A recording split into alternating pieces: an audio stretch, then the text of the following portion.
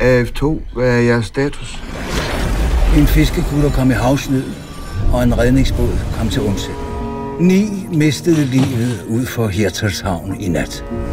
Alle ombord omkom. Jeg tror ikke, at den båd var synkefri. Handler det her om ulykken i Hirtshals? Det kan du fandme tro, du gør.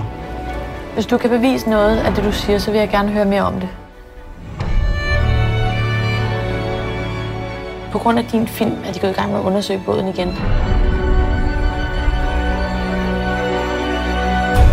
Ja, hvis de spørger mig, så skal ansvaret placeres et andet sted.